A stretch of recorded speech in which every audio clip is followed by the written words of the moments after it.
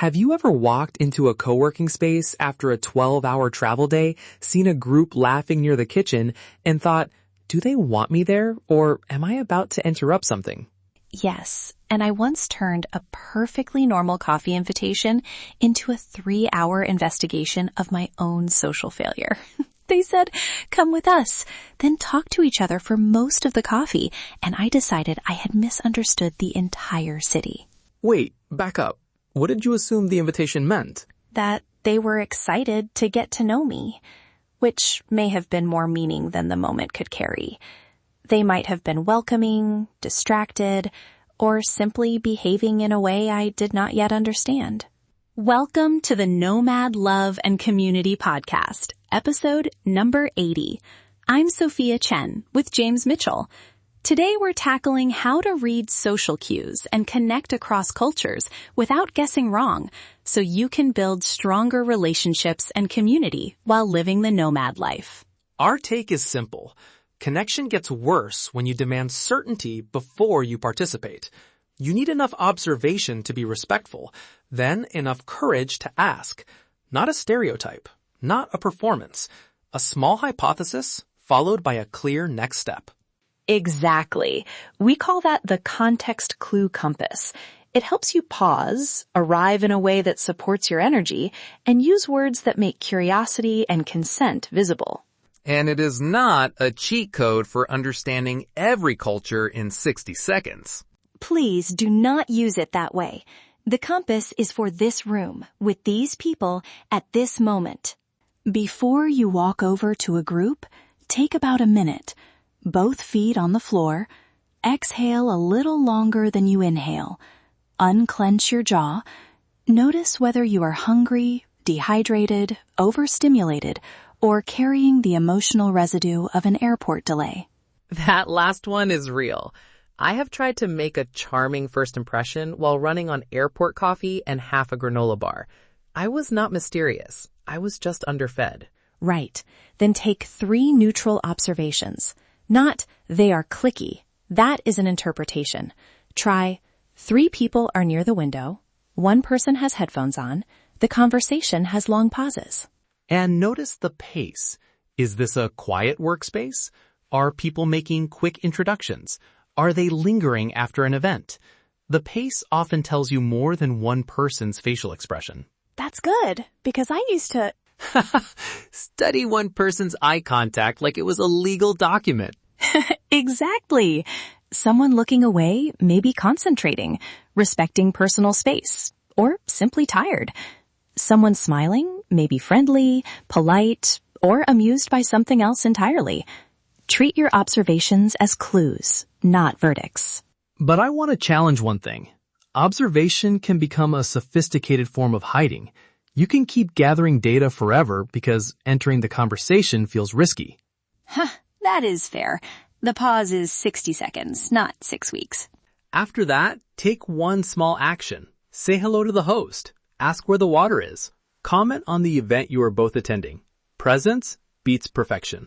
And how you arrive physically can support that action. Not because you need to look expensive or universally attractive. Just ask, am I reasonably cared for, comfortable enough to stay present, and dressed in a way that fits this activity? My quick check is face and breath, clothes and shoes, then energy. Wash up if you can. Check for the shirt that has lost its battle with the bus seat. Make sure your shoes let you move comfortably, and ask whether you have enough fuel to be kind and curious. That can still sound like a performance checklist for someone who already feels self-conscious. Yes, and if it does, we should throw the checklist away. The purpose is to remove distraction, not create a new standard you have to earn before speaking to another person. Sometimes the best upgrade is water, a snack, and taking off the shoes that are making you miserable. Small daily habits create magnetic presence because they free your attention for the person in front of you. Respect, not performance. Comfort, not disguise. Strong habits create strong connections. If you are exhausted, a neutral response can feel like rejection. If you are rested enough to breathe, you have more room to interpret generously. Then comes the part that turns observation into connection. Notice, ask, offer. Notice something genuinely shared. This room got quiet after the workshop. That market has an incredible line. I recognize that book from the community shelf. Then ask an open, non-invasive question. How did you find this group? Or, is this your first time here? And offer gives the interaction a clear, low-pressure direction. I'm grabbing tea after this if you'd like to join. Or, I'm coming back next Thursday. You're welcome to join me. Specific, public, and easy to decline is kinder than we should hang out sometime. This works for friendships, professional relationships, language exchanges, and mixed communities. It is not a dating trick. Let's put it in the messy version. You're in the co-working kitchen, running on airport coffee, and someone says, you should come on the hike sometime. My first response is, absolutely. What time and where?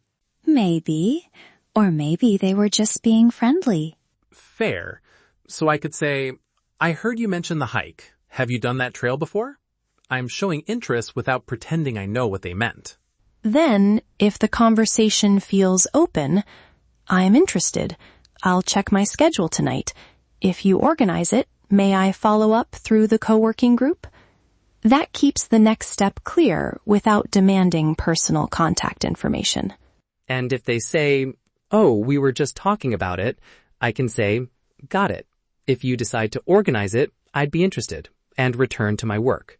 That is confidence. Not getting every invitation. Not reading every cue perfectly. Staying respectful and steady when the answer is unclear.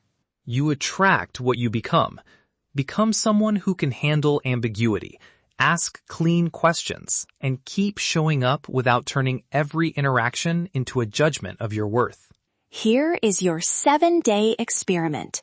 Choose one recurring setting, a co-working space, language class, gym, cafe, or community event. On 3 visits, record 3 neutral observations before you participate. Then make 2 low-pressure invitations. Coffee after class, a walk to the market, joining a table for 10 minutes. The goal is not collecting contacts. It is practicing clarity and making connection easy to decline. Afterward, reflect on one question. What created ease? Maybe you ate first. Maybe you asked instead of assuming. Maybe someone was busy, and respecting that helped you stay open. If you want help practicing, join the Nomad Love and Community course through the link in the show notes. Inside, you can follow a 7-day connection routine, rehearse notice, ask, offer prompts, and use a simple pre-event reset from any co-working space or cafe. You'll also get practical routines for energy, appearance, and emotional resilience, so connection is supported by your daily life instead of becoming another performance review. Respectful curiosity beats perfect cultural fluency. You will misread a moment sometimes. Repair, learn, and keep showing up. Let's optimize you from the inside out. Pause long enough to notice, care for your energy, present yourself comfortably, and use your words to create clarity instead of pressure. That's our practical advice for today. Building strong connections is part of building a successful nomad life. Thanks for spending time with us. We'll be back with another practical conversation for living, working, and connecting on the road. Optimize yourself. Connect deeper. Live freer.